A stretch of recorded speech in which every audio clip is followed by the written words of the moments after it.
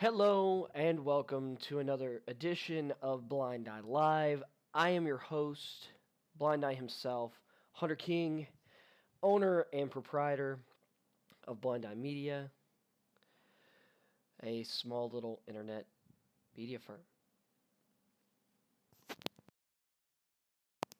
And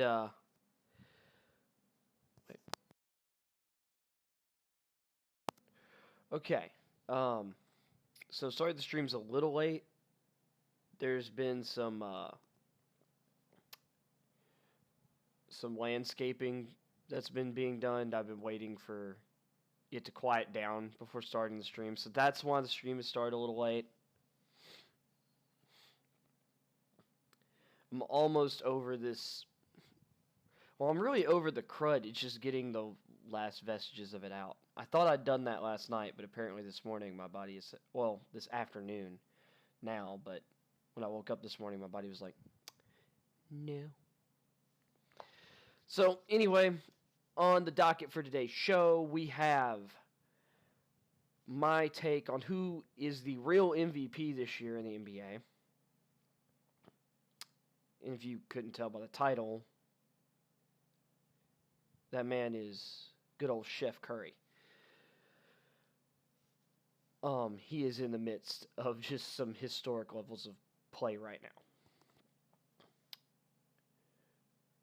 After that, we're going to get into, or maybe before, we'll get into some more. I talked about the European Super League, this new potential soccer league that's going to start with Europe's top clubs, and regardless of what different people will say, like Nigel, who was on Pat McAfee's show yesterday, who's going to try and invalidate the elite status of some of the clubs or the English clubs who are part of it. They are elite teams. He could say whatever he wants about where City was 22 years ago in 1999. Doesn't matter, because for the last decade, they have been a top club in England. They have won multiple Premier League championships. They can't go more than 2 or 3 years without winning.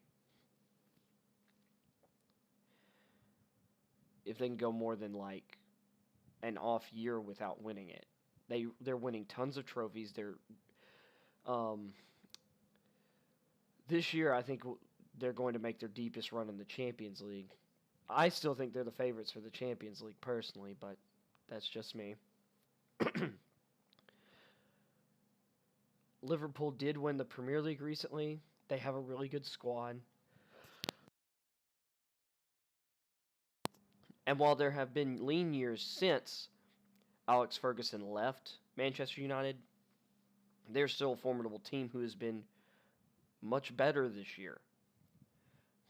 And say what you want about Tottenham, they are a top side. Just because they haven't beaten these other teams doesn't mean they're not within striking distance of them. And I think they'd be better if Pochettino was still there. Actually, I think I'll get into the European Super League stuff first so I can continue what I'm talking about right now. But anyway, I can't remember the guy's last name. His name's Nigel. He's from England. He's a huge fan of the Premier League, and he made some good points. So yesterday I was kind of bullying UEFA, and I'm not bullying fans. Fans who are not happy and don't want the Super League, that's totally fine. I get that, to be honest. There are things I don't like about it, because I love the Premier League, personally. I started watching and following Premier League soccer in 2010, which I believe was a year after City started the big spending, which was in, I think 2009 was when they made their first couple of big signings, but 2010's when they really started to take off. They didn't, and then I think they won their first Premier League title in 2011-12, think that was the second year I was watching. I chose them because they hadn't won anything, and I like their kits, and I thought it would be cool to root for the team that was kind of like the underdog to Manchester United in their own city, you know, because I'm a self-hating sports fan. But anyway, I don't necessarily. It's like I don't necessarily love the idea of the Super League, but I'd rather see it start and fail than people just bully it out of existence. Because from the fans' point of view, I get it, but to me, what they should be doing is lobbying the other these governing bodies to not cut these teams out of everything, because it's not the team it and a lot of the players aren't necessarily on board with the European Super League.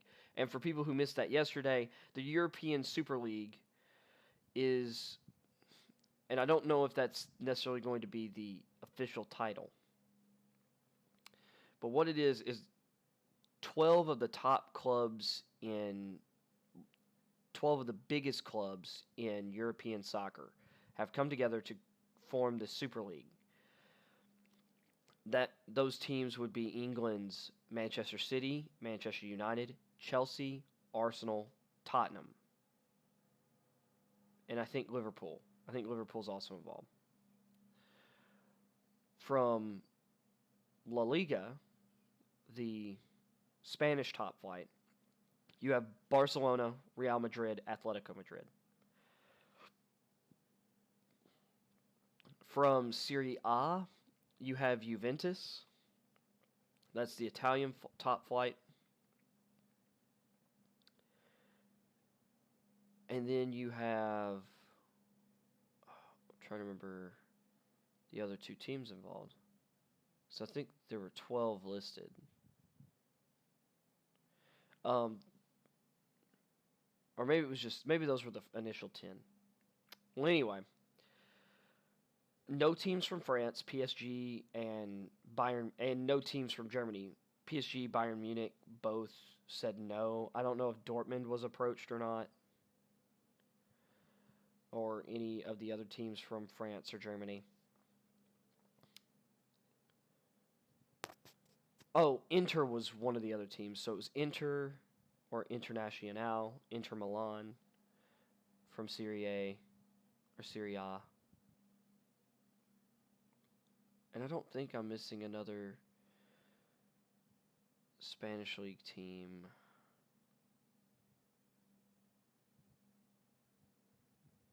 And I don't think I saw, like, maybe Porto from Portugal was the other team, but I'd have to go back and look.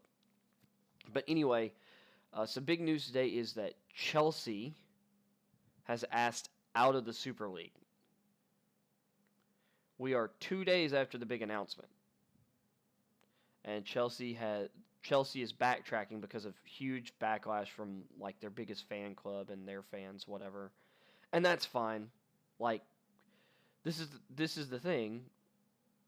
They've announced that they were going to potentially do something. Fans said, or a bunch of fans said no, and they said okay.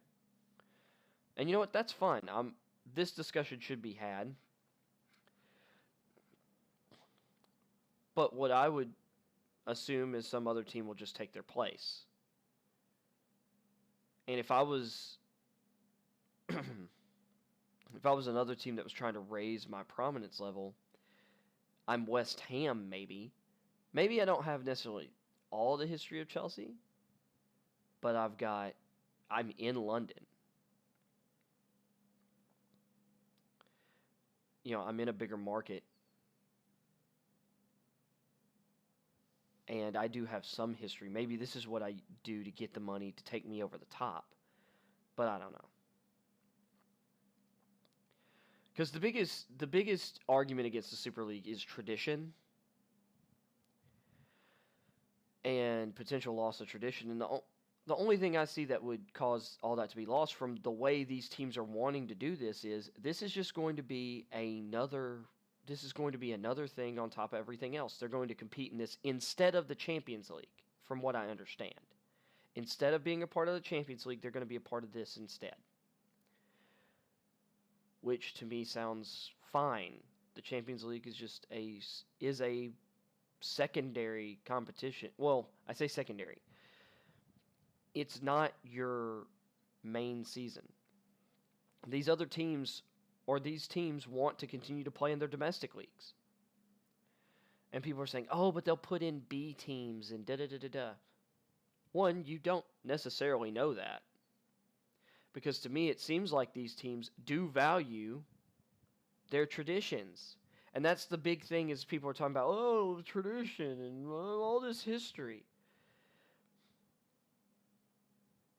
And to them I say, well, who's taking the history away? Because it's not these teams. They're not leaving everything else behind. This is really about the ESL versus the Champions League. This isn't about the Super League versus your domestic competitions. If you hear people saying that, they are building a straw man for you. They are building a misleading argument to you.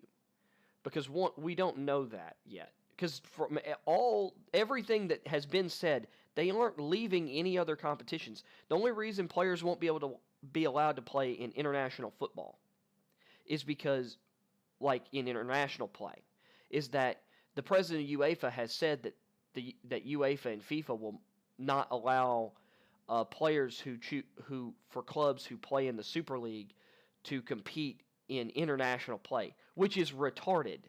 That's just wrong. That's a tantrum. That is a tantrum being done out of greed. They're not protecting football. They're not protecting the sport. That's not what that's doing. That is them throwing a tantrum and cutting players out because they happen to have contracts with clubs that have decided to start something new that competes with a UEFA entity, which is the Champions League.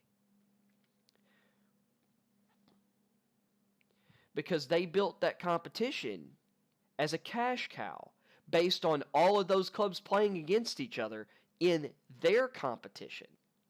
That's what this is about. And it's really funny because there was a competition before the Champions League. It still technically is around. So the Europa League we have today was technically the original competition, or sort of. There was a smaller Champions League type competition that I believe was either called the Europa League or it was the Europa Cup or something like that. Once again, I would need to do the research, but there was. This was back in like the glory days of Johan Cruyff and Pele. And eventually the idea came to update the competition and expand it, and it became known as the Champions League. People were upset about that too, and they were making the same arguments then that they are making now against the Super League. The English Premier League, there used to not be a Premier League.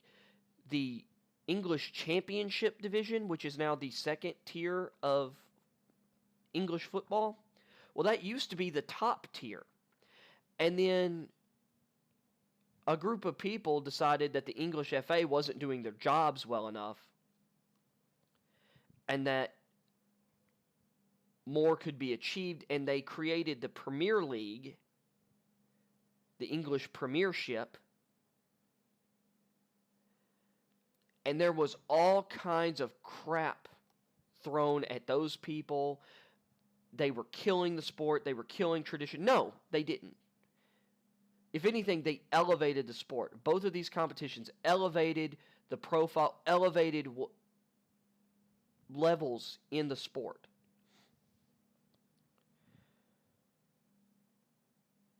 And built more history, created more history, created more legends, greater legends. like Sir Alex Ferguson, David Beckham, Ryan Giggs, Paul Scholes. I feel bad I'm forgetting the other or the fourth guy of like their kind of four horsemen of the 90s and early 2000s. I mean, and one of the arguments that this Nigel guy made yesterday was he used Manchester City in saying that in 1999 they were in like Division 3 or whatever of English football. And by the time the Abu Dhabi money came in, because he also criticized the fact that all these clubs are owned by or a lot of these clubs are owned by foreign entities. Liverpool, Manchester United, Arsenal are all American owned. Chelsea's owner is Russian. Tottenham is owned. Well, I think Tottenham is actually still British owned or English owned, but I could be wrong. City, of course, has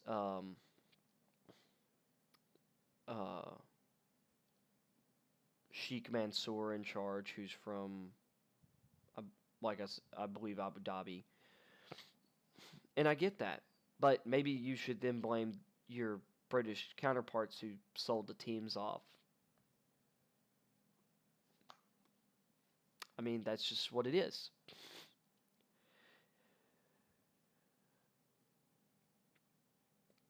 But the argument is all this tradition is going to go away, and I don't think it is. And to me, and he talks about how all these smaller teams have gotten run out of things.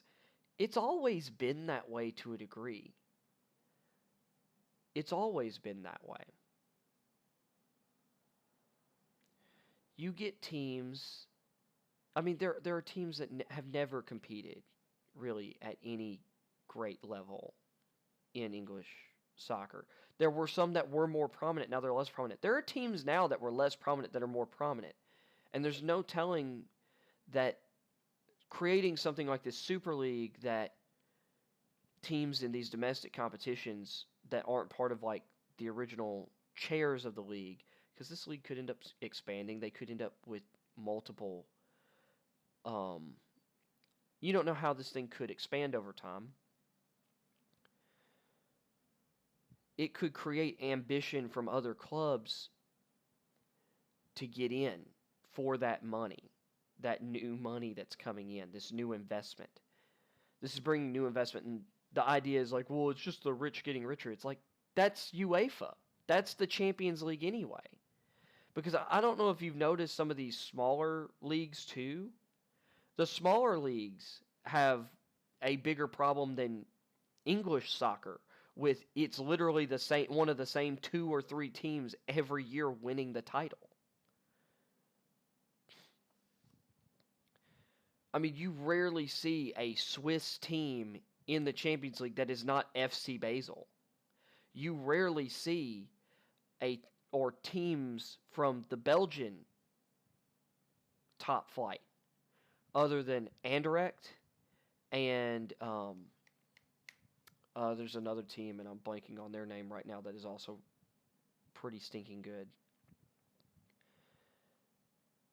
And from, say, the Netherlands, or from Holland, the Eredivisie.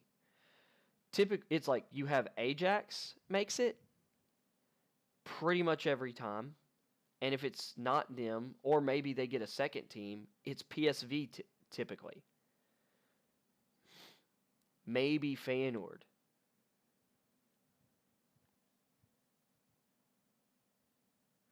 But, and this is not to say, like, I'm mostly defending the Super League now because it does seem like to be somewhat of a minority position, and sometimes I like to play the contrarian. Personally, I'm not necessarily caring either way. If the teams decide to back out, they decide, okay, maybe this isn't a good time, maybe this isn't going to work. Many fans do really hate this. And if truly the majority of fans hate this so much that they're not going to support it, it would actually financially behoove them to not do the league. But I do think some people are overreacting to this Super League, personally. That's my opinion on it. And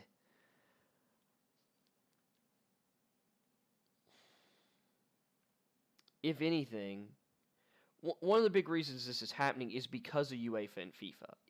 It's a reaction to the stuff that they do. And personally, as far as I'm concerned, some of the laws governing the way teams operate need to be relaxed a little bit. Because it is possible, and one of the big fears is that because of the money, it will just set these teams completely apart from everyone else. Guess what? They already are. And they have been for some time. Like, everyone, if they can, chooses to play for Real Madrid or FC Barcelona. Players fight to get to Juventus. They fight to get to PSG, to Bayern Munich, to United. Now, to some degree, City, but, to Chelsea. They've been fighting to get to these clubs anyway. They'll leave other really good teams. They'll be part of these young, up-and-coming, talented teams that are filled with just elite players. Look at Ajax. Ajax developed some of the best talent in the world. They made it to either the Champions League semifinals or the Champions League finals just a few seasons ago with a rash of young talent like Kasper Dolberg, Matthias de Ligt, who's on Juventus now, Frankie de Jong, Barcelona, Van der Beek, who I can't remember where he ended up going. Part of me wants to say he ended up at Real Madrid, but I think I'm wrong. They had, among others, they had this insanely talented side. And the vast majority of those guys within the next, summer, the summer right after this, like half their starting 11 was gone. And within the next calendar year, I want to say almost all of those guys had been bought by other teams, or at least 7 to 8. I think it was let's say 7 to 8 guys within the next, or the next calendar year, or the next say 2 summer transfer windows. Were gone because they got bought by bigger clubs. That Ajax ended up kind of happily taking all that money. But they're going to invest that in developing new young players who are just going to get bought again. To me, that's not fun. But that's how it's already been. And people encourage it. Because I've had these conversations with other football fans. It's yeah, but it's Real Madrid. Why would you not play for Real Madrid? Or Barcelona? Why would you stay at Ajax? To build something new. To build something that doesn't exist right now. To make a new superpower. Why not make something new? And that's kind of my thing with the Super League is it is something new. Now, something new is not always better. But taking something that wasn't, or that already existed and wasn't good, it's kind of the idea of what's happened with Manchester City.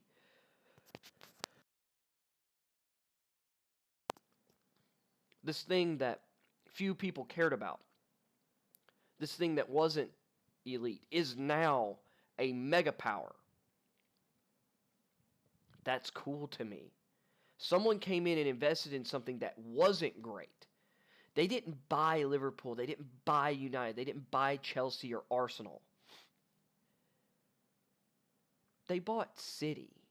They bought Manchester City, and they invested in it. And they built something elite over time.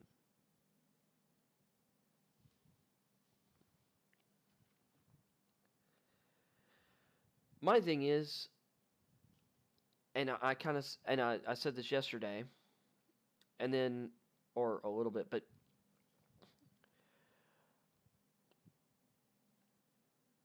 if fans don't like it, don't buy tickets to those matches.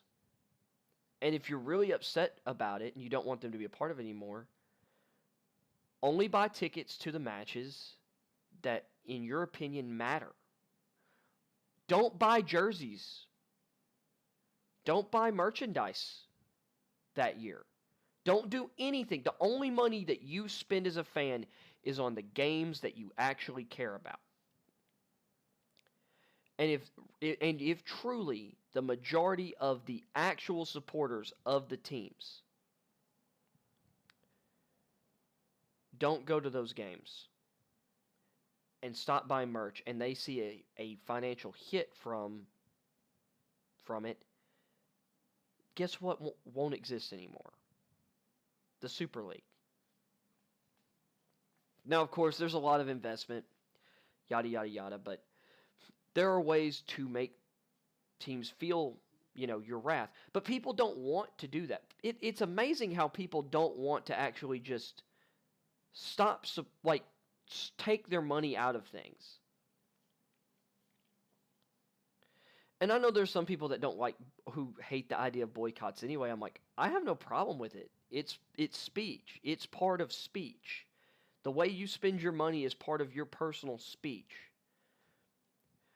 I'm not supporting. It's like, because of some stuff that came out about what Coca-Cola was doing recently, I stopped buying Coca-Cola products. Not that I was buying a ton of soda anyway, but my favorite root beer is Barks. Well, that's not in a glass bottle, but whatever. I love Barks root beer. It's the best root beer out of a can. It's just great. But I'm not supporting it because it's a Coca-Cola brand. Love Cherry Coke. But I'm not doing it because, they were teaching racist crap to their employees. So, I've decided not to support Disney Plus. I want to see Falcon and the Winter Soldier? Yeah, but Disney as a company is doing a bunch of stuff I disagree with. Like, I'm not supporting them. I'm just not supporting some things they're doing. They've destroyed Star Wars, in my opinion. So I'm going to stick with the extended universe canon that existed before they got involved. And that's my canon. That's Star Wars for me. And I don't need any more. I've got plenty. That's kind of my thing. Like, I think boycotting is fine, but I think it's boycotting for legitimate reasons. Like, I can criticize people for boycotting something that I think is stupid to boycott. Like, or advocating for censorship. I'm not for advocating for censorship. If people want to make crappy things, they can make crappy things. I'm not going to say that these people writing these terrible Star Wars stories should be stopped from doing it necessarily. I'm just going to advocate that people who don't like that direction or have certain values not support those things like I am. But that's own personal choice. I'm not going to I will make fun of you for being a fan of things that I think are terrible, but I'm not going to stop you from doing it or supporting it, because I don't think that's not fair. It's like we are free people. So, and this is my thing, and this is the difference from an American perspective, which Nigel didn't really get into it, but he kind of mentioned this idea of like, well, Americans not understanding their traditions or how things in England work. Maybe Pat McAfee didn't yesterday, but I know how their system works. And I've looked into a lot of the history. I know a lot of the tradition. And I get it. But the Premier League shows you'll also have a tradition of making these exact same kind of changes and taking steps in new directions as well. And, considering the Premier League is the richest promotion on the planet, you can talk about greed all you want, but the Premier League was driven by this idea that we could make more money and make things more profitable and have more investment in soccer or in football. That's exactly what the ESL is. And they don't want, and they're either ignoring this fact or completely missing it. One of the two. Or they're blatantly they're either, like, I should say, they're either blatantly purposefully ignoring this or they're dense and missing it. How about I put it that way?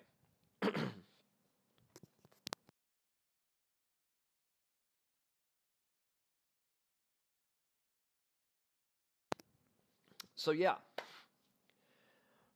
I just think this is all kind of crazy. Because like I said, the only repercussions that are going to come from this are coming from everyone else going after those teams. The teams aren't creating the consequences.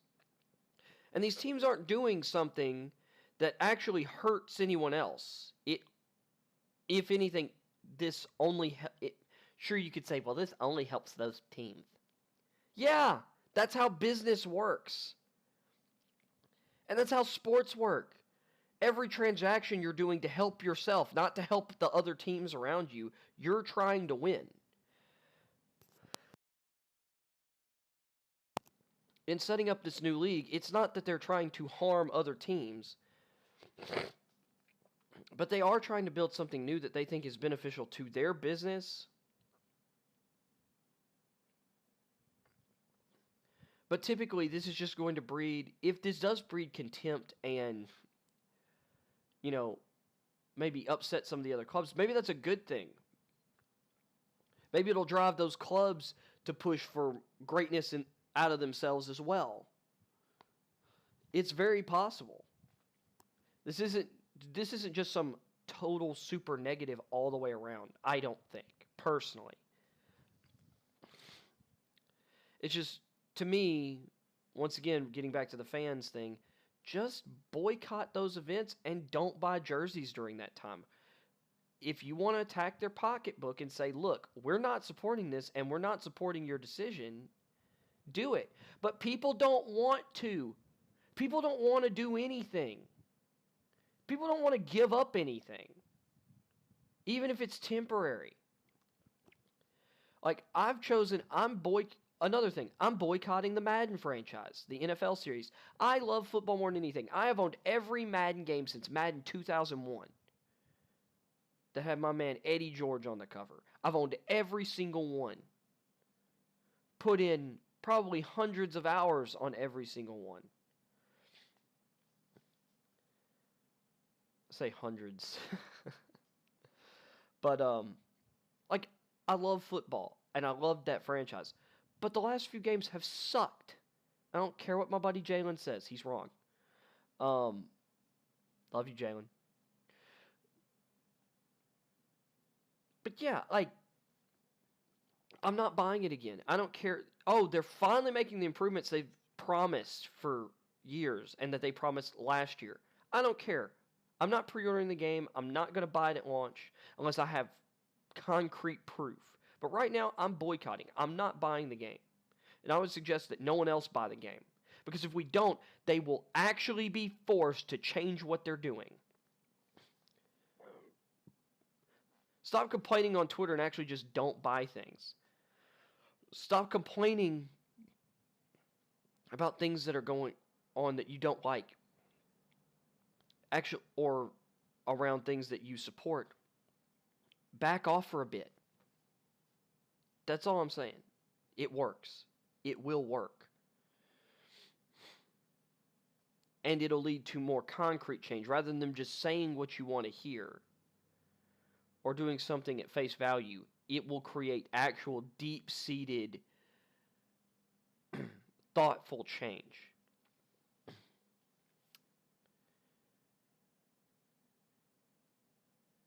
So yeah, so that's basically my thoughts on that. That's that rant over. In our other big story that I put on the ticker, I want to I want to talk about Steph Curry right now. So, Steph Curry is on a massive tear at the moment. Over his last 11 games, I think it's 11 games. Well, I'll put it this way. Since the beginning of April, he is averaging 39.9 or 39.3 points. I think it's 39.3 points. 6.6 rebounds, 4.3 assists, which would be higher if some of his other teammates could hit shots. On a just ridiculous shooting splits. Over his last 11 games, he has scored 30 or more points in all 11. He is the first player in NBA history to pull off a feat like that at the age of 33 or older. MJ didn't do it. Kareem didn't do it. Kobe didn't do it. Although, to be fair, like, during those ages, he was kind of dealing with some injuries. LeBron hasn't done that. Like, nobody's done this. Wilt didn't do this.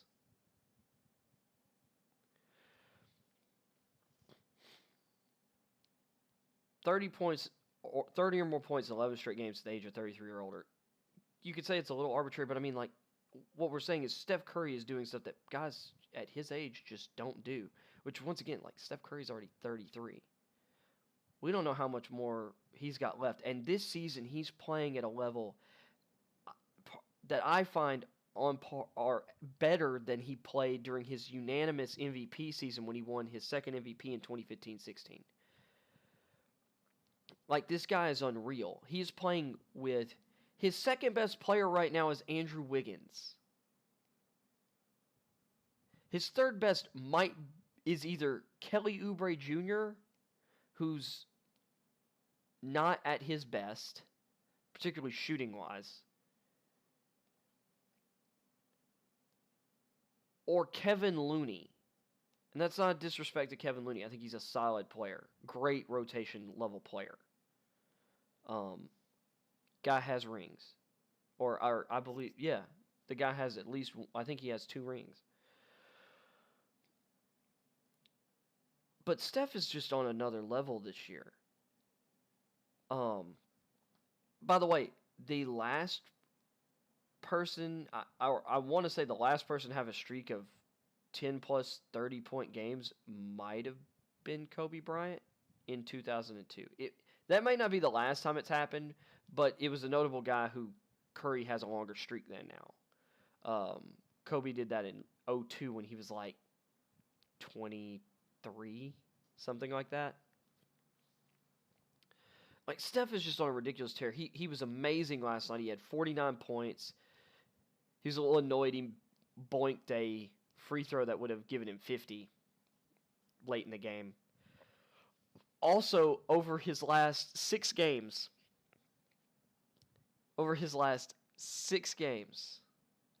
and actually, maybe that's what.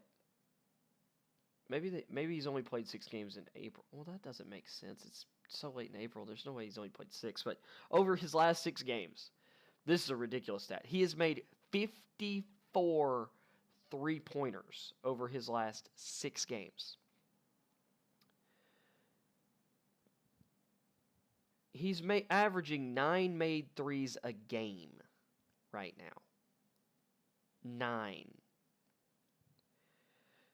He's now up to 21 games with 10 made threes or more. Second place is Klay Thompson with 5. He has 21. And 4 of those games, I believe, have come in his last 6. Steph Curry's on another level right now. As far as I'm concerned, there is a 2-headed MVP race right now. It's him and Nikola Jokic. Embiid was up there, but he's missed some time. I'm not comfortable giving Harden that kind of credit. He's missed some games. What he did at the beginning of the season with Houston, like, he's literally destroyed the Rockets for the time being. So that kind of outbalances how good he's been for the Nets, because he wrecked the Rockets. I'm holding him responsible for destroying the Rockets, and I think that's totally fair. I'm not saying from a moral perspective. I think James Harden's playing incredible basketball, and to a degree, and I understand wanting to go to. I understand his motivations, but I do think he kind of did Houston wrong, and what he did to them was the opposite of being valuable. It's like he destroyed something. He was unvaluable. So I feel like destroying a franchise and kind of balances out how great he's been with the Nets. LeBron's missed a lot of time now. I just think that Jokic and Curry are and what Curry is doing with that team. I mean, like I said, Andrew Wiggins, who has been great this year, especially by his standards. I mean, that's his second best player. He's got that team right now at 29-29. We saw what this team was without him and Clay last year. They were the worst team in the NBA. The worst. So he's taking a roster that, without him, would likely be the worst team in the NBA, or among the 3 to 4 worst teams in the NBA.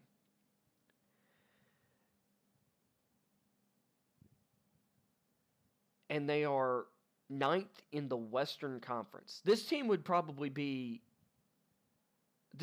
competing for probably the 5th or 6th seed, maybe, or I think they would probably be fighting for the 6th spot in the East currently. But they're 9th in the West right now, dead even. I believe them and my Memphis Grizzlies are both 29-29. So they're squarely in the playoff or the play-in turning range. And it's because of Steph Curry. He is playing incredible basketball. People could say, yeah, but he's scoring, his assist numbers are down.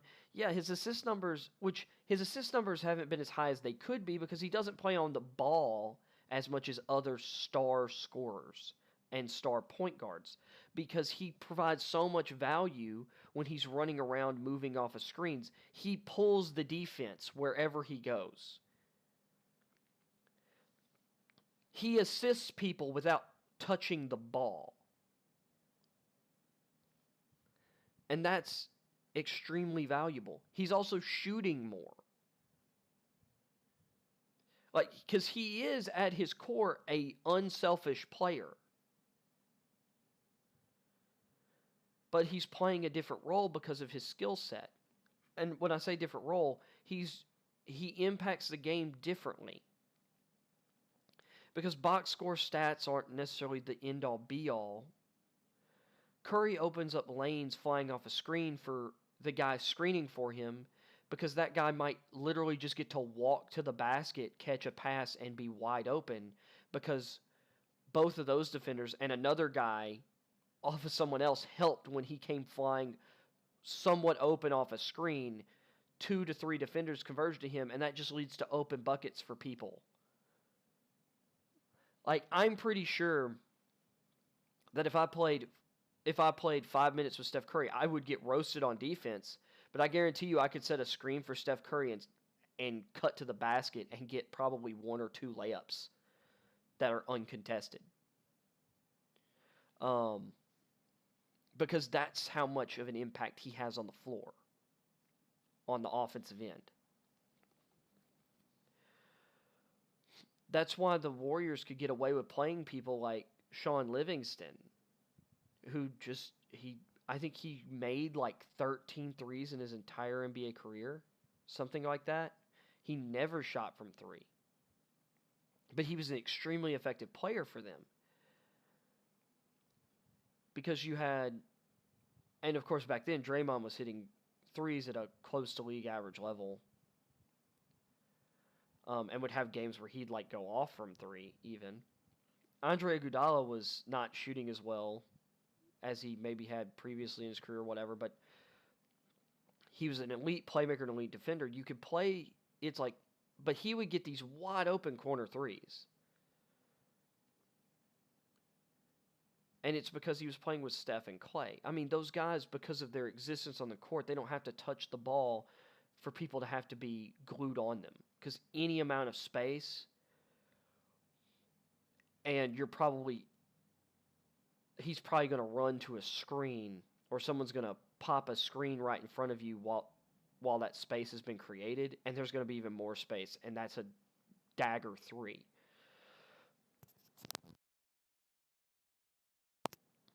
So for me, Steph Curry, Nikola Jokic is still probably the front runner for most people. And Jamal Murray going down is definitely going to be. And if the Nuggets keep up their pace with Jamal Murray, done, Jokic probably even gets more fuel for his MVP fire. But I think that Curry is an absolutely should be in that discussion with him, and probably should be considered neck and neck with him, because he doesn't have near the team around him that Jokic does in Denver, even without Murray.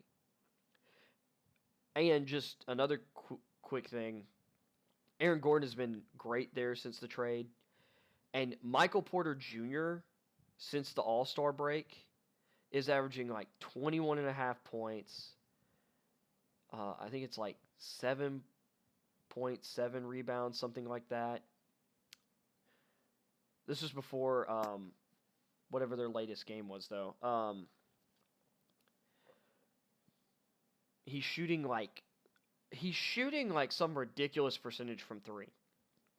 I almost want to say, I know it's like at least in the mid 40s, but I know there was some kind of stretch recently, like he was shooting like 50% from three or something like stupid, 54.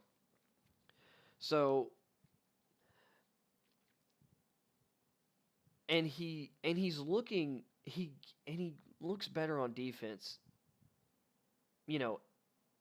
It seems like every few months, or throughout this year, he looks way better on defense than he did at the beginning of the year. He looks better on defense right now than he did like the beginning of January. Or, well, that was kind of close to the beginning of the season, but he looks better on defense now than he did around the All-Star break. He's a really young guy. He just turned 21. He missed his rookie season entirely because of a back injury after a back surgery. They decided to have him do a long rehab. He missed pretty much all of his lone college season because of that same back deal. So he missed basically 2 straight years of development. Then his first full season in the league, well, it was cut short because of Corona. And then the playoffs got postponed. So he's kind of had a wacky abnormal offseason coming into this year. But he's playing great, and Michael Porter Jr. is a stud. And even with the back problems, I couldn't believe he fell to 14 that year.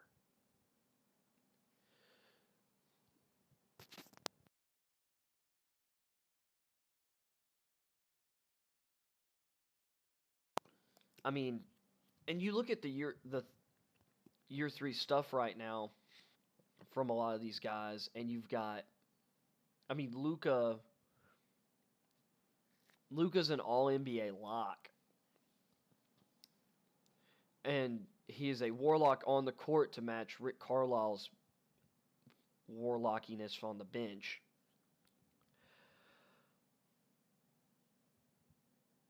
You've got Trae Young, who's, an offensive force, although maybe a little overrated, but he's still a great player. Marvin Bagley, maybe he does need to get out of Sacramento, but I mean, he's okay. Jaren Jackson Jr. has been is still out. I loved him as a prospect, and he was my number 2 guy behind Luka that year. But I just concerned he's not going to stay healthy. But I do think he has the potential to be, and he has shown a great chemistry with Ja when he's been healthy, but he's just missed too much time so far. I mean, but after and of course Aiton's really good, and sure maybe his stats have dropped a little this year. He's actually playing better. He's and in my opinion is showing incredible maturity in a way many NBA or young highly drafted NBA players don't. Well, and just young guys in general don't. And credit to DeAndre Ayton in saying this. He's accepted that I'm playing with Devin Booker and Chris Paul. Chris Paul is one of the greatest of all time. Devin Booker is a star in this league. And we have some other really good players around here. How about I play the role that they need me to play? I do what coach asks me to do. I'm going to trust these guys to get me some touches and set me up. But I'm not going to sit here and expect to be fed everything. I'm going to play to win for the team, not just, to validate expectations people outside of this team put on me because of where I was drafted. I think that's incredibly mature and should be applauded. And Ayton has worked so hard on the defensive end since his rookie year. I mean, he's night and day defensively where he was. So, and I think he needs, and I would argue that just in that, he should be in the most improved player discussion just from once again, you could talk about the numbers. It's the maturity jump there. Not saying he will be the most improved because there's some other guys, but people need to heap some praise on that man for that mentality. That's the kind of mentality I respect and you love to see out of people, or at least that I love to see. That shows a high amount of character and a lack or an ability to check your own ego at the door. And I know myself at that age. Not that I thought I was just the biggest it's not like I was some impressive person or anything, but it's easy to get wrapped up in your own hype. It's easy to get wrapped up in yourself. And DeAndre Ayton's has said a lot of really good things, or a lot of things, along the lines of putting the team first, and his actions on the court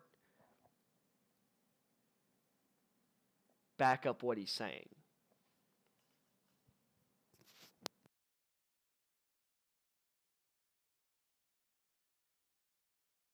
He's not Corey Coleman on Hard Knocks complaining about being on the scout team and crying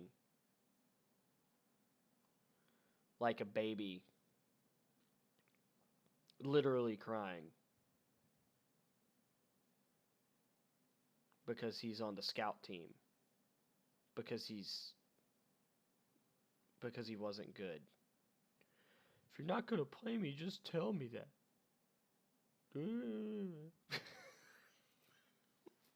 I'm sorry. I saw that clip again recently or yesterday. It just made me laugh.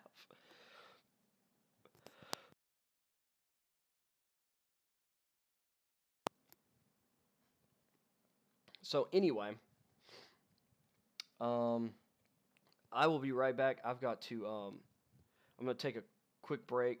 Gotta grab a lozenge for my throat, and I will get into we'll get into some news bits.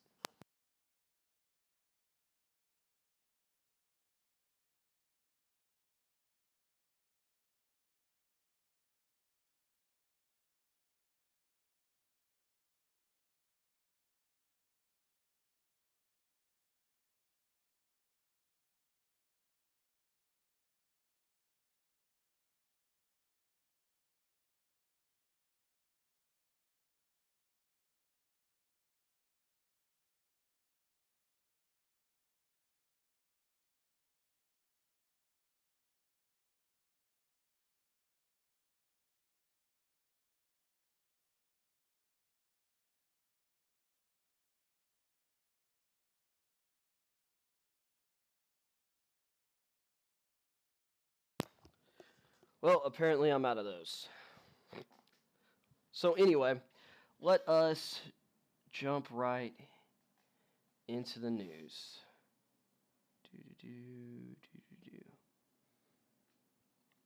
Okay. So, like I said, leading story: Chelsea has backed out. I didn't talk a lot about it, but apparently they backed out. Um, whoa! So we're gonna get in some more. It looks like the chairman of Manchester United is out. Mike Tomlin has gotten a 3-year contract extension with the Steelers. That is a great move. Mike Tomlin is one of the best coaches in the league, and will eventually go down as a Hall of Fame level coach. A new position-specific helmet. Oh, this is big news. Vanessa Bryant and the Kobe State are out or end run with Nike. That's interesting. Reed. I wonder who Reed. More ESL criticism. Ooh, Guardiola. Let's check this out. So this is back on the the European Super League. So Manchester City's manager is Pep Guardiola. Guardiola he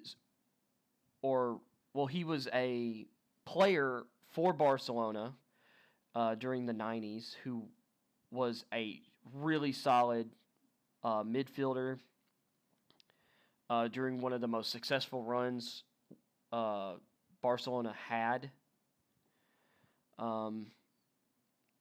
as a club during one of their most successful eras. And then, of course, became manager there and was the manager of them during another one of their peak runs with Messi, David Villa. I think when he first took over, Ronaldinho was still there. Zlatan Ibrahimovic was actually there, and he sold him. He sold Yaya Toure away to Manchester City, which I thank him for. He fit what we were doing much better than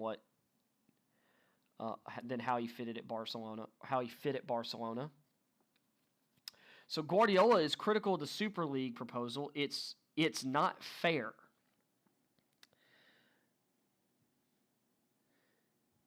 City are one of 12 clubs who have... Okay, so let's see. Who is the other... Oh, AC Milan. So AC Milan had joined this as well. I didn't see them. So you have 3 Italian teams then. The 3 biggest... Well, if you don't include the teams from Rome, Roma, and Lazio, or Napoli, because Napoli's been better than AC Milan.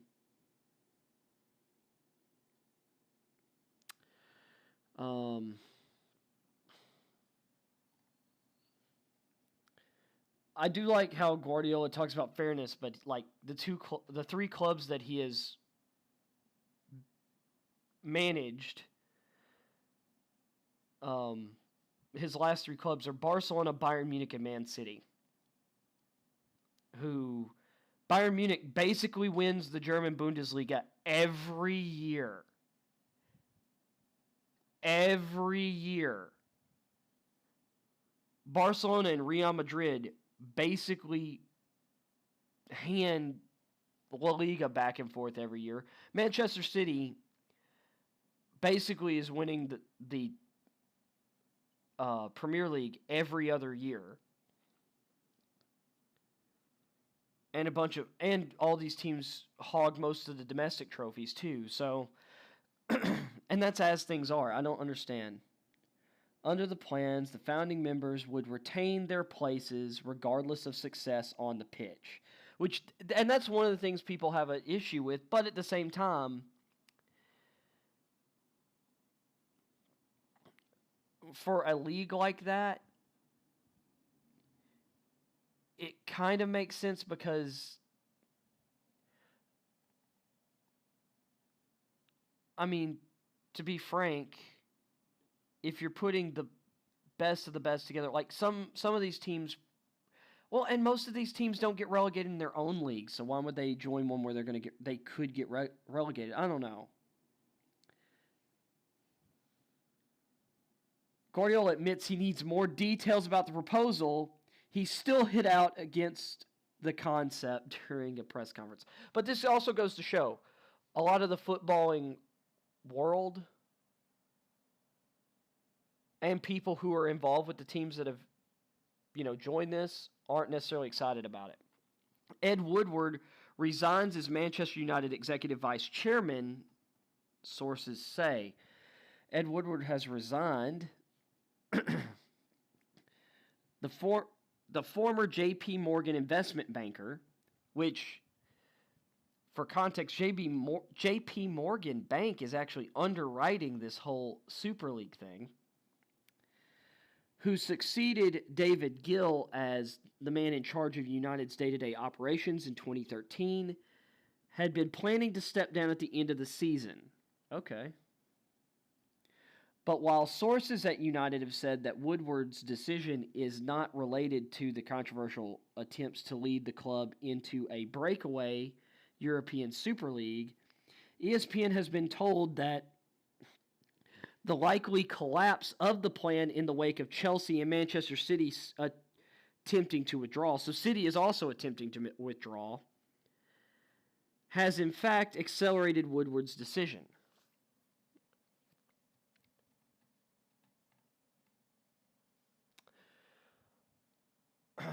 Chelsea and City have always been Sheikh Mansour cares way too much about PR. That's why City's probably attempting to back out. So, let's see. NFL and the Players Association approve first position specific helmet design for offensive line, defensive line. Now, this is interesting. The helmet, known as the VCIS-02, or VICIS 02-R trench. Okay, that's way too long.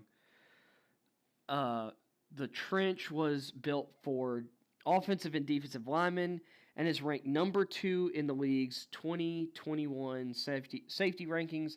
The helmets are equipped with bumpers on their front and upper sides, where NFL engineering studies showed are a common point of contact for linemen who absorb concussion-causing contact. According to Dr. Ann Good, a senior engineer at BioCore and a consultant to the NFL. The league and union have been ranking helmets since 2015, using lab tests,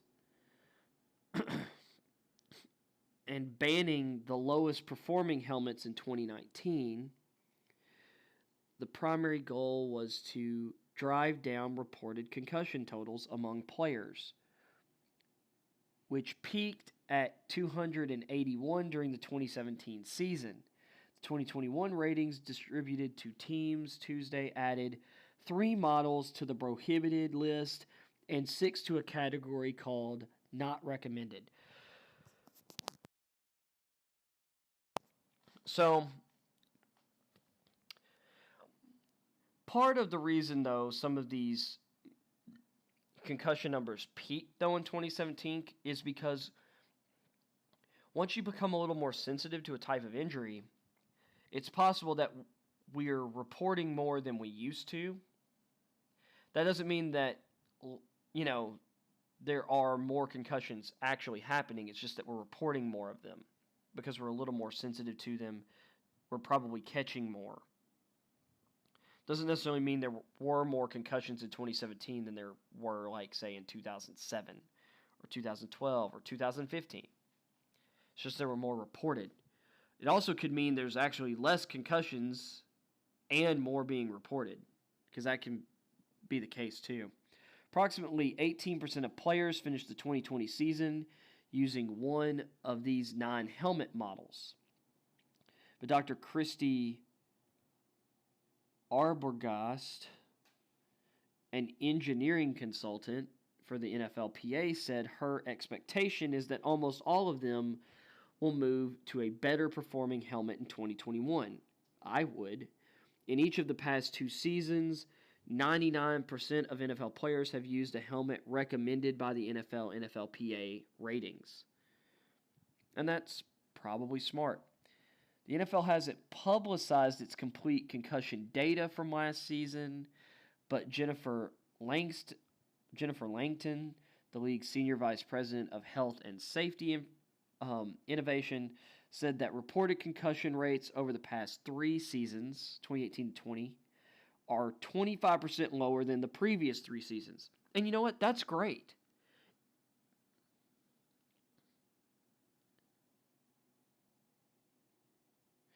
It remains to be seen how many linemen will switch to the model built for them this season, but it's the first step in the NFL's goal of spurring manufacturers to produce models for each position group. And actually, I think that's great. Okay, so I clicked on this story somewhere else, but I'll just hit it here. So Jordan Reed is retiring from the NFL due to issues from concussions. I expected this. And that sucks. Jordan Reed, when he was before he started having the concussion issues with the Redskins, was basically up there with, like, well, he was really putting it on before Kittle came into the league, and he was considered one of the best receiving weapons in the league at the tight end position. He's really one of the guys who has helped. Not that receiving tight ends weren't valuable before, but the specific style of tight end that Jordan Reed has brought into the league and the way he played as a guy who was like this big slot option. Jordan Reed is really one of the guys who brought that into prominence. So it's sad to see him have to retire because of that. Well, close. There we go. Let's see. Vanessa Bryant, Kobe Bryant estate elect not to renew partnership with Nike.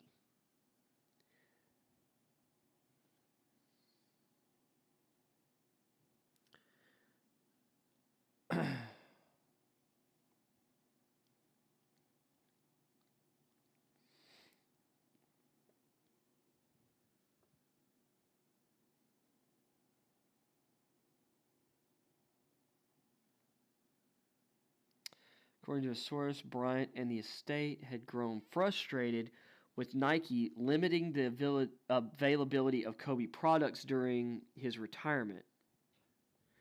And after his January 20 death in a helicopter crash, there was also frustration with the lack of availability of Kobe footwear in children's sizes, according to sources.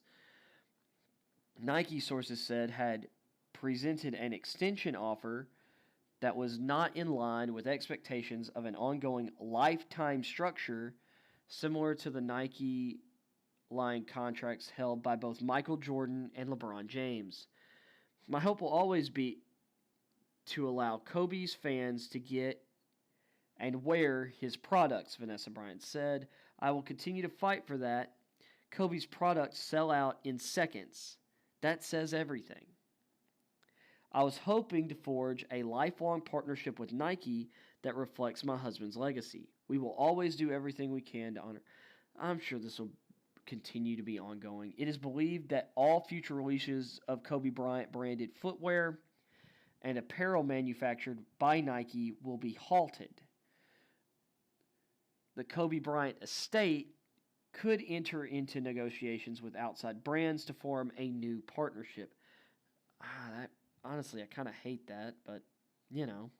Vanessa Bryant also confirmed to ESPN that the Kobe Bryant estate owns the rights to both the Mamba logo and his signature. The sheath logo, often featured on the tongue of Nike's Kobe sneakers, is mutually owned by both sides. Kobe Bryant was an important part of Nike's deep connection to consumers. Nike told ESPN in a statement, "He pushed us and made it. Though our contractual relationship has ended, he remains a deeply loved member of the Nike family."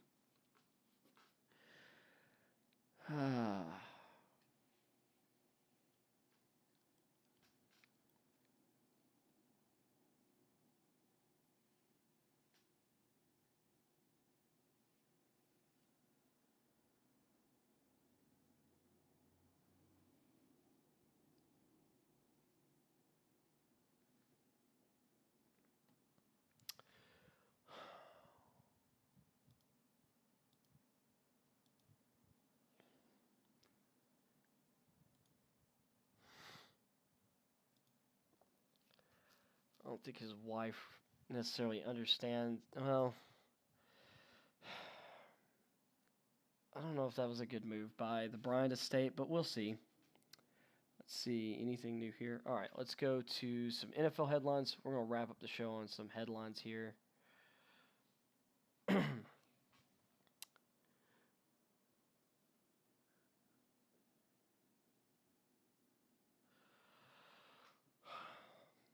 Oh, so by the way, if I'm not mistaken, today Trey Lance of North Dakota State is having his second pro day. So like I said last week, I think it was, because Justin Fields became the betting odds favorite to be the number 3 pick because he had a second pro day and the 49ers were there. Now that Trey Lance had his second pro day, we're probably going to hear a lot of rumblings that actually Trey Lance is the pick. Because that was the last quarterback the 49ers were seeing at a pro day. We have no idea what they're doing at this point. But there are a lot of people who believe that the Mac Jones thing was a smokescreen.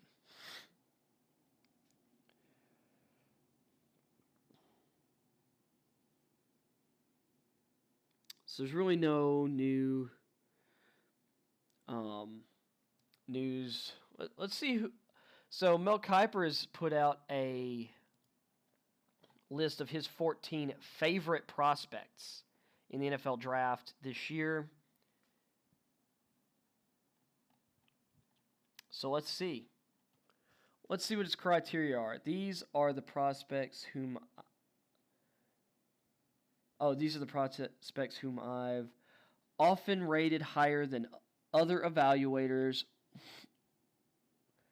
within the draft media or within team evaluators whom I discuss prospects, or ranked higher in close debate within position groups. This is a really fun running back class, for instance, which I actually agree with that. Just like the way they play the game, that's especially the case for my 2021 pick at center. So at quarterback, and this is true, Justin Fields, he loves Justin Fields, and I believe I've heard him on multiple occasions say that Justin Fields is the highest upside quarterback in this draft class that he thinks will be the best long term. Michael Carter out of North Carolina. I wish, because he came in at 201 pounds at his pro day. Carter only ran like a 4.51 or a 4.53 40, I think it was. He's 5'8". 201 at 5'8" is a lot different than like, you know, the average running back who's like 215, but they're like 5'11", 6 foot, 6'1".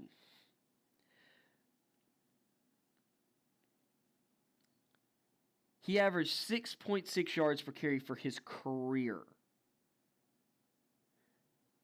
And last season he had the most rushes of 20 plus yards with 18 last season. I mean that.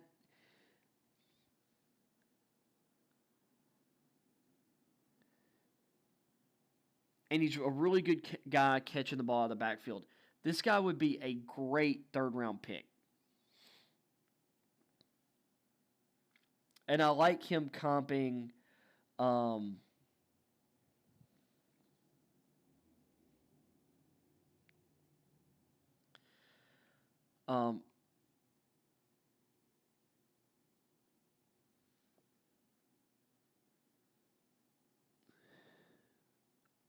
or I like some of the comps I'm seeing comparing him to Gio Bernard, former UNC running back, although I think he's a better ball carrier. And maybe, I don't know if he's necessarily as close. I don't know if he's necessarily as good as Gio in the passing game, but he could be as good. But I think he's a better running back with, like, true running back. Ben Mason of Michigan is his favorite fullback. Okay. His favorite wide receiver is Elijah Moore. And I think that's true. I think he does have Elijah Moore a little higher than other people, but I am really high on Elijah Moore. He's going to be a quarterback's best friend. Explosive and versatile wideout who thrived out of the slot at Ole Miss. 64 of his 86 catches last season came when he was lined up in the slot. I'd like to see him on my Titans. I'd be really cool with it. I think he'd be a great compliment to A.J. Brown.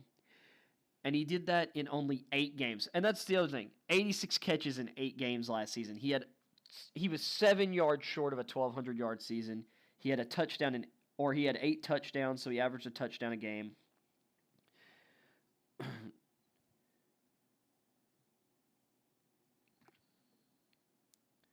I projected Moore to the Titans at number 22 in my latest draft, but I wouldn't be shocked if he slid into the top of the second round. And I wouldn't either. His favorite tight end is Hunter Long. Kyle Pitts would have been the easy choice here, which that's true, because Kyle Pitts is everyone's favorite tight end prospect maybe ever. So let's highlight Long. Big, tough, physical. He is a really good blocker. He caught 57 passes for 685 yards and 5 scores last season. 39 of his catches last season were on throws between 5 and 15 yards downfield, which means he knows how to get open.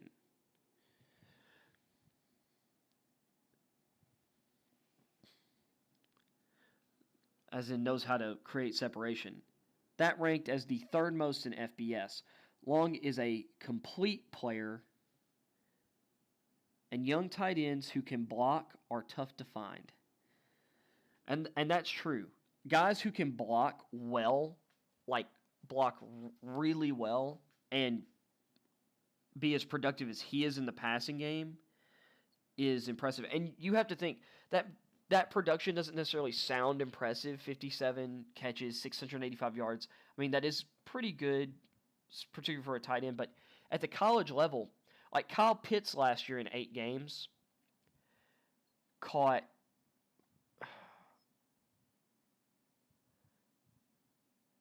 I'd have to look at his stats. Like, he had an incredible season, but I want to say he had like 1,000 less receiving yards than Devontae Smith. And 8 less touchdowns. Or no.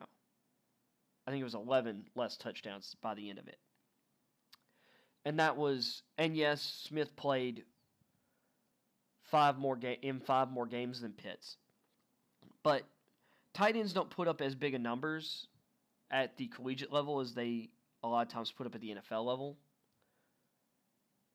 Whereas there's no way Smith puts up those kind of numbers at the pro level that he does at the collegiate level. So there's kind of like this. I could absolutely see Hunter Long developing into like a guy who averages between 700 to 900 yards a season in the NFL, which would be a top level tight end. And he can be dominant in the red zone.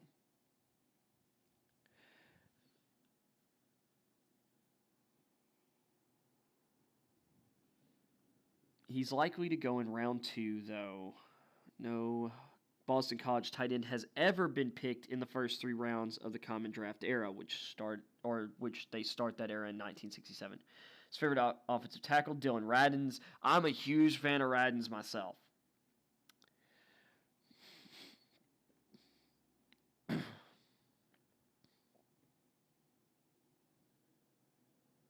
6'6" tackle is very consistent on tape, on every rep.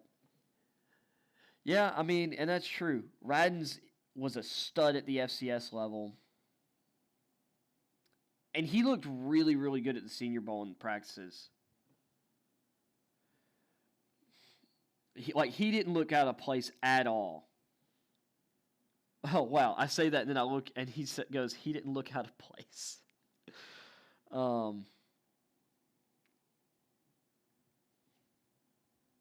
7th ranked tackle, yeah. Guard, that's not a surprise to see him with Elijah Vera Tucker there. And he's been comparing him to Zach Martin. And I think that's actually a pretty decent comp. Center, Landon Dickerson. Man, we're lining up a lot.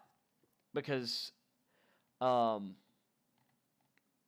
in terms of, based on his criteria, these are actually guys I definitely am not surprised by. I would say in terms of, like, relative to where he's going to be chosen, Kenneth Gainwell would probably, under this scenario, be my favorite running back in this draft class. My favorite wide receiver would either be Elijah Moore or maybe Cade Johnson, who I'm really high on out of South Dakota State. If you're talking about a guy who's probably going to be a day 3 guy, I think Cade Johnson's good enough that I could see teams maybe even considering him in round 3, but I think he's going to be round 4 or 5. But I love Cade Johnson. I say I line up on Hunter Long. Like, Kyle Pitts is easily my favorite tight end in this class, but I really, really like Hunter Long. Although, actually, based on the way he put the criteria, Trey McKitty of Georgia is probably my favorite tight end. And I really like Radins at offensive tackle as well. I think he's going to be a stud. I mean, my favorite guard, bias-wise, is Trey Smith out of from my Tennessee Vols, but I like Elijah Vera Tucker a lot. And Dickerson is a beast of a center. He's huge. If the thing is, can he stay healthy? Man, and once again, Jalen Phillips. I think this guy is easily the top pass rusher in the draft. And I think if it wasn't for the concussion concerns, this guy probably should be a top 10 pick based on his ability and his tape. This guy is ridiculous. He has everything. This is a former 5-star recruit who was forced to medically redshirt at UCLA because of lingering injuries. Then he transferred to Miami, sat out 2019, which I thought was bullcrap. Then he got cleared to play in 2020, and now is going to be a first-round pick. He had 8 sacks last season and improved as the year progressed. He's the best pure pass rusher in this draft. His talent was never an issue, and I just hope he can stay healthy, and I agree with that. There's a big range for the edge rushers in this class, and that's true. And Phillips could go as high as number 11 to the Giants, or in the 20s to a few teams that really need pass rushing. And I've seen a lot of people who have him in the second round, top of the second round. This one doesn't surprise me to see from him. It's Milton Williams of Louisiana Tech. If I were to say my favorite interior, like D lineman, based on just how my opinion of him, I love Tyler Shelvin of LSU, and I think that guy is better than most nose tackles and would be absolutely worthy of a top 50 or like a top half of the second round selection. Another guy, I can't remember his first name, but I believe his last name is Mitchell, maybe, out of Louisiana Tech. He's 340 pounds, but he's like 6'1". Like, and I have a soft spot for big old nose tackles. I just love those dudes. Like, I just want to park one in the middle of my defense and say, yeah, you try running on 364-pound Bo Hanna out of Kentucky. That man, oh man, that's the dream nose tackle. A guy who's 360 and can move a little. Linebacker, this I disagree. Like, I'm not a huge fan of Nick. I'm not as big a fan of Nick Bolton as he is. Like, if you want to get my favorite based on where he's probably going to be drafted, maybe Monty Rice of Georgia. Or I'm a huge fan of Jamin Davis. I think he's right up there with Parsons and Owusu Koramoah. Although a lot of people have him like late first or top of the second.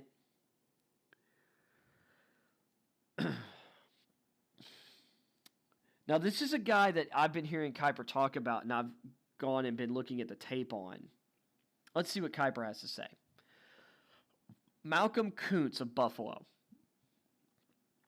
The term I've used to describe Kuntz is natural pass rusher. At 6'2", 250, which this is very interesting because that's about what Khalil Mack came out of Buffalo at about the same size. Kuntz understands leverage and how to confuse offensive tackles. He's long. He had 14 sacks over the past 2 seasons, and that's true. He's got a really, really long arms for 6'2". He has been underrated so far, and he has a chip on his shoulder. Wow, this sounds a lot like Khalil Mack. So let's give him some publicity here, because I think he could be an impact 3-4 outside linebacker in the NFL. He might need a little bit of time to adjust to the speed of the NFL. The tackles he'll face will be more athletic than the ones he faced in the MAC, but I'm bullish on his future. Kuntz will likely be a day 2 pick for a team in need of an edge rusher for its 3-4 defense. And based on what I've watched, I agree with that assessment. And he'd be a real fun pick for someone in the 3rd round. And he'd be an absolute steal in the 4th, potentially. And I agree with it's a toss-up for me for favorite corner in this draft because it's either J.C. Horn or Asante Samuel Jr. Both sons of top-flight NFL players. Horn, of course, is big, strong, physical. This guy, he's just a rocket corner. Like, he's that guy that you need to match up with big physical receivers. I really love Horn. Samuel is a bit smaller though, and he's sticky, really agile. They're 2 different corners, and I love them both. And Grant, I like this. Now, my favorite safety in the draft is Jamar Johnson out of Indiana, because that man plays mind games like nobody's business. That guy, a creative defensive coordinator, like, I'd love to see him with, like,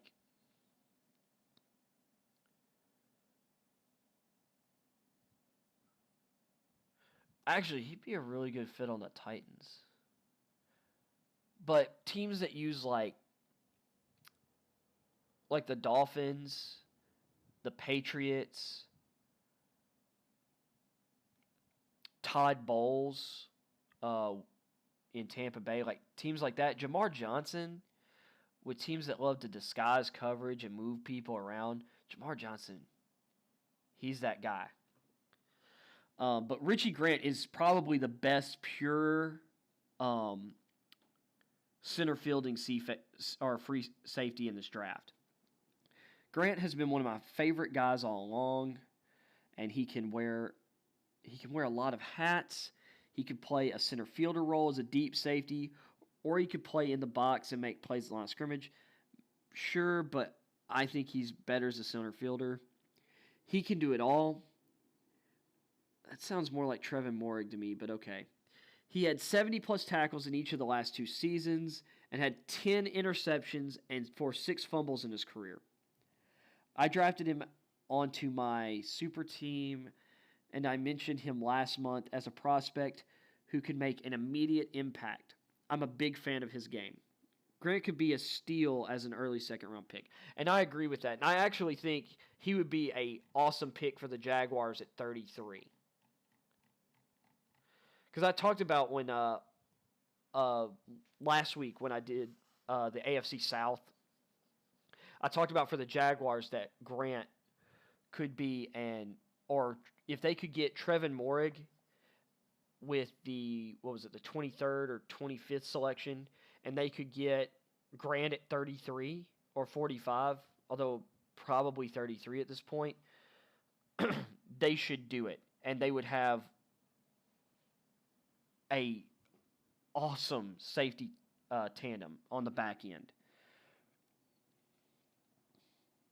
Chesapeake Energy ends OKC Arena name deal. Interesting.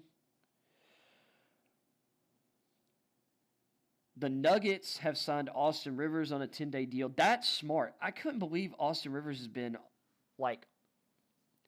not on a roster for as long as he has been. He was actually playing kind of decent in a reserve role for the Knicks.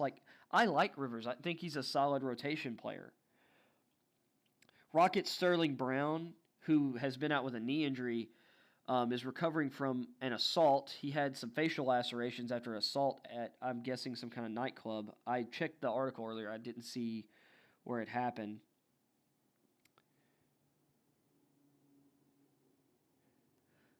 LaMelo Ball's wrist is healed, okay to resume activity. LaMelo Ball isn't out for the season, maybe. Hey. And the Mavericks fired a executive in the wake of an allegation. So, back in July, a Dallas Mavericks front office executive was accused of sexually assaulting a woman at NBA Summer League in July of 2019. Some Sports Illustrated put out an article this week, though, with more details, and the Mavericks have since fired him. But it does kind of bother me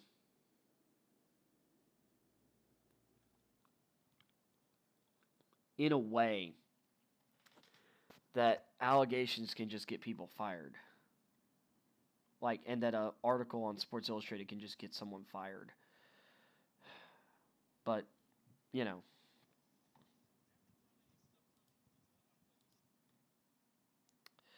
2022 NBA mock draft. Okay, so this is 2022. Not this year.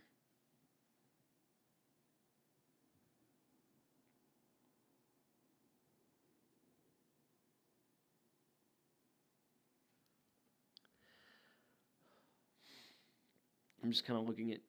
I'm actually doing this to see who they're projecting to be where next year. Huh. Well, anyway, I think that's the show for today. So I appreciate y'all for coming along for the ride. I will, of course, tomorrow's Wednesday. I'll be working on a bunch of stuff, so I don't stream on Wednesdays. But I will be back Thursday with more news and stuff. I'll be keeping up with the European Super League. If there's a update on the Watson lawsuits, I will absolutely keep y'all informed. And like I said yesterday, plans in the works for a potential NFL draft stream next Thursday night. So I'm hoping to talk to people tonight about that.